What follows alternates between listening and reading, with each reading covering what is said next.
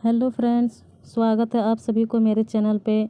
तो आज की हमारी कहानी का नाम है जयमाला की साड़ी। कहानी अच्छी लगे तो वीडियो को लाइक, सब्सक्राइब और शेयर ज़रूर करिएगा। अब कहानी को शुरू करते हैं। भाभी, आज फिर वे लोग आए थे। हिमांशु ने भाभी से कहा। अच्छा, तो क्या बात आगे बढ़ी? हाँ, लगता है वहाँ रिश्ता पक्का हो जाएगा, हिमांशु ने मुस्कुराते हुए कहा। इस रिश्ते से वह काफ़ी खुश था। पड़ोस की मुँह बोली, भाभी से वह अपनी सारी बातें शेयर करता। हिमांशु, लगता है तुमने पहले से ही लड़की पसंद कर रखी थी। उसके पिता और मामा जी तो सिर्फ फॉर्मेलिटी में आए थे, है कि नहीं? हाँ, कुछ ऐसा ही है। दरअसल उसे मैंने एक पार्टी में देखा था और वह मुझे पसंद आ गई। लड़की है बहुत खूबसूरत। वैसे मैं भी कोई कम थोड़े ही हूँ। जरा सा सांवला हूँ तो क्या हुआ? कृष्ण भगवान भी तो सांवले ही थे। और वह ठहाका लगाकर हंसने लगा। चलिए भाभी, इसी बात पर एक कप चाय पिलाइए।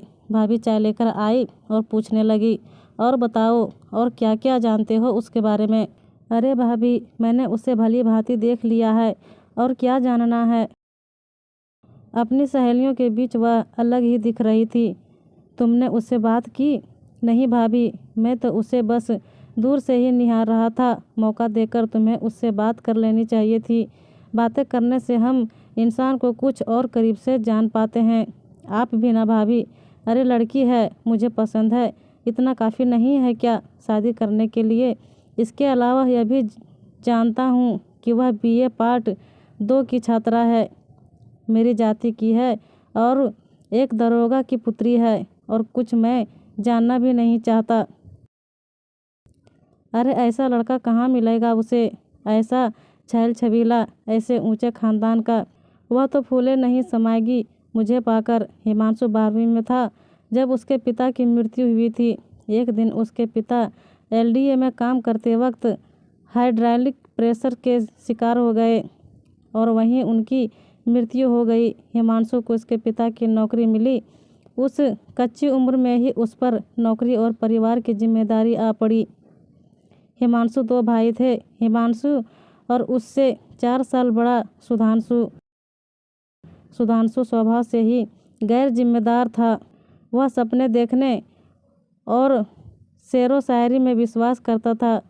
उसने पहले ही यह साफ साफ कह दिया था कि मैं यह नौकरी नहीं करने वाला, भले ही बेरोजगार रहूं। एक बहन भी थी, अस्मिता, जो 8वीं कक्षा की छात्र थी। घर गृहस्थी फिर से ठीक ठाक चलने लगी थी।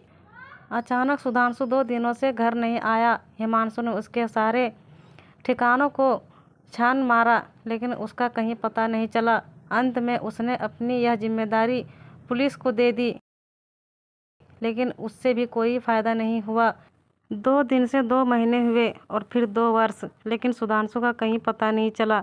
एक दिन माँ के नाम पर एक लिफाफा डाकिये ने दिया। सुधांशु ने अपनी माँ को पत्र लिखा था। माँ, मैं यहाँ मुंबई में बिल्कुल अच्छी तरह हूँ, मेरी फिक्र मत करना। मैंने शादी कर ली है। तुम्हारा जब मन करे अपनी बहू से मिलने चली आना, मेरी फिक्र मत करना। हिमांशु ने उस लिफाफे को उलट पलट कर देखा। कहीं भी उसका अता पता नहीं लिखा था और ना ही कोई संपर्क नंबर। वे जाते भी तो कहाँ? फिर ना उसकी कोई चिट्ठी आई और ना ही कोई फ़ोन। इसी तरह 10 वर्ष बीत गए। हिमांशु अब पूरी तरह वयस्क हो चुका था। अस्मिता भी अब विवाह योग्य हो चुकी थी। माँ को उसकी फिक्र खाए जाती थी। पैसे के नाम पर कुछ भी जमा पूंजी न थी। इसी बीच दारोगा जी का आना जाना होने लगा। वे बड़े ही सधे हुए इंसान थे। उनकी व्यवहारिकता ने हिमांशु और उसकी माँ को पूरी तरह अपने वश में कर लिया। उनका बार बार यह कहना कि आपकी बेटी मेरी बेटी हुई और आपकी सारी समस्याएं शादी हो जाने पर मेरी हो जाएगी को उन्होंने सच मान लिया। और दारोगा जी ने काफ़ी सस्ते में अपनी बेटी पूनम का विवाह हिमांशु से कर ओना काम निपटा लिया। हिमांशु खूबसूरत बीवी पाकर बहुत खुश था। उसने उसके लिए अपनी पसंद के गहने बनवाए थे, खूबसूरत और कीमती। उसने अपनी बीवी पर प्रभाव जमाने के लिए बहुत बड़ी पार्टी भी की। लिहाजा वह शादी के बाद कर्ज के बोझ से लद चुका था।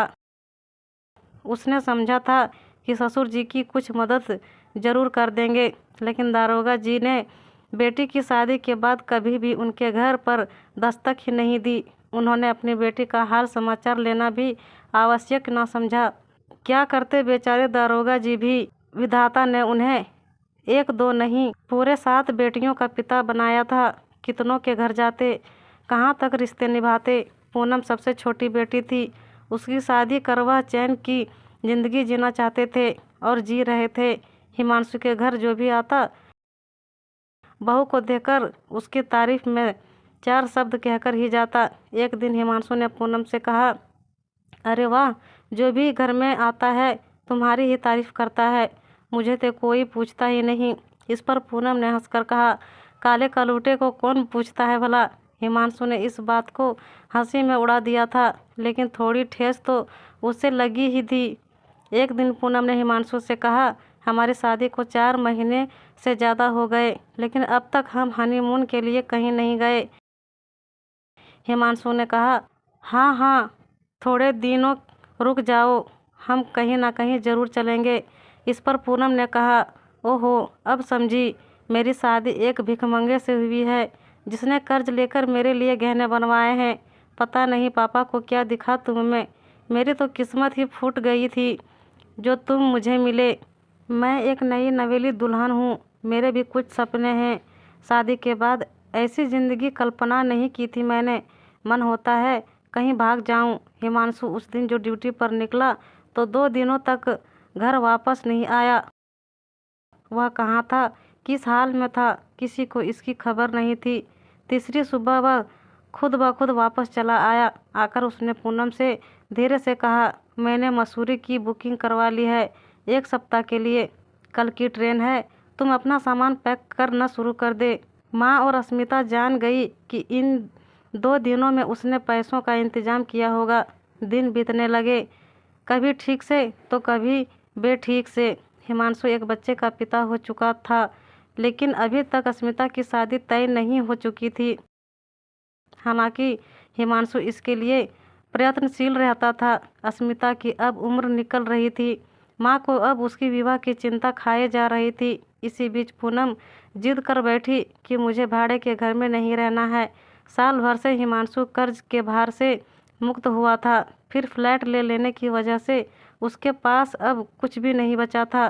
पूरे बैंक खंगालने पर भी 50,000 से अधिक नहीं थे। खैर, एक जगह अस्मिता की शादी तय हो गई। हिमांशु इस जिम्मेदारी से भी मुक्त हो गया, लेकिन फिर वही कर्ज का भार। वह कर्ज चुकता कर जल्दी से जल्दी एक चैन की जिंदगी चाहता था, इसलिए उसने ओवरटाइम करना शुरू कर दिया। जाड़े की रात थी, सारा शहर ठंड से ठिठुर रहा था। रात 10 बजे की सायरन बजी और हिमांशु ने अपने घर की राह पकड़ी। उसका घर कंपनी के पीछे वाले रास्ते से होकर जाने पर जल्द आ जाता था। उसने अपनी बाइक उसी रास्ते पर घुमा दी। अचानक उसने देखा 4-5 लोग एक ट्रक पर जल्दी जल्दी कुछ कर रहे थे। वह नज़दीक चला गया। उसने देखा उनमें से एक उसका मित्र शेखर है। उसे देख हिमांशु ने कहा, अरे शेखर, यह क्या कर रहे हो तुम? चोरी? शेखर ने कहा, हम बाद में बातें करते हैं, अभी तुम जाओ यहाँ से, जल्दी जाओ। इत्तेफाक से उसी समय हिमांशु के बॉस मिस्टर सेन गुप्ता उसी रास्ते से आ रहे थे। उनकी गाड़ी आते देख सभी रात के अंधेरे में ओझल हो गए, लेकिन हिमांशु वहीं खड़ा रहा। मिस्टर सेन गुप्ता ने ड्राइवर से गाड़ी रोकने के लिए कहा और स्वयं उतरकर ट्रक के नज़दीक आए। हिमांशु को वहां देखकर वे चौंके। हिमांशु, तुम? और यहाँ क्या? तुम चोरी? इतना बड़ा धोखा। हिमांशु ने अपनी सफाई में बहुत कुछ कहा, लेकिन सेन गुप्ता यह कहकर चले गए कि कल तुम मुझसे मेरे चैम्बर में आकर मिलो। दूसरे दिन हिमांशु जल्दी ही ड्यूटी जाने को तैयार हो गया। पूनम ने बहुत दिनों बाद हिमांशु से मुस्कुराते हुए कहा, आज जरा जल्दी घर आ जाना, कल की तरह देर मत करना। पड़ोस वाले सिंह जी की बेटी की शादी है, इकट्ठे ही चलेंगे। हिमांशु ने सर हिलाकर हामी भर दी और चला गया। सबसे पहले वह अपने बॉस से मिलने उसके चैम्बर में गया। उसे देखते ही मिस्टर सेन गुप्ता आग बबूला हो उठे। तुम इतने गिरे हुए इंसान हो, इतना बड़ा धोखा करते तुम्हें शर्म नहीं आई? मुझे तुमसे ऐसी उम्मीद नहीं थी। लेकिन सर, लेकिन कुछ नहीं, मैंने तुम्हें कंपनी का सामान चुराते हुए अपनी आंखों से देख लिया है। इसके लिए मैं तुम्हारी कोई कहानी नहीं सुन सकता। गनीमत समझो कि तुम्हें पुलिस में नहीं दे रहा हूँ। तंगी बदहाली किसके यहाँ नहीं होती, लेकिन कोई तुम्हारी तरह कंपनी में चोरी नहीं करता। यू यार डिसमिस या लेटर लो और गेट लॉस्ट। हिमांशु जमीन पर जम गया था, मानो आगे बढ़ने के लिए पाँव ही नहीं उठ रहे थे। पूनम पार्टी में जाने के लिए तैयार होकर बहुत देर से हिमांशु का इंतजार कर रही थी। आज उसने जयमाला वाली गुलाबी साड़ी पहनी थी। जब भी वह यह साड़ी पहनती, हिमांशु उसकी तारीफ में कुछ न कुछ जरूर कहता। आज भी वह ऐसा ही सोचकर वह साड़ी पहनी थी। बहुत देर इंतजार करने के बाद भी जब हिमांशु नहीं आया तो वह माँ और बेटे को लेकर शादी में चली गई। लौटकर उसने कपड़े बदले और साड़ी वहीं मेज पर रखकर सोने चली गई। रात करीब 1 बजे हिमांशु ने अपनी चाबी से दरवाज़ा खोला। देखा सभी बेखबर सो रहे थे, किसी को भी उसकी सुध नहीं थी। वह भी पूनम के बाजू में जाकर सीधे से लेट गया। उसकी आहट से पूनम की नींद खुल गई और उसने हिमांशु को देखकर कहा, तो अब आए हो घर? एक तो देर से आते हो और चेहरा ऐसा बनाते हो मानो कोई विपत्ति आ पड़ी हो। मैं सब तुम्हारी चालें समझती हूँ। घिन आती है मुझे तुम्हारी इन मनहूस शक्ल से। देखना नहीं चाहती तुम्हारी यह शक्ल। और ना भी जाने उसने क्या क्या कहा। फिर अपनी तीखी आवाज़ से ऊब थक कर वह खुद ही सो गई। लेकिन हिमांशु की आंखों में नींद कहाँ।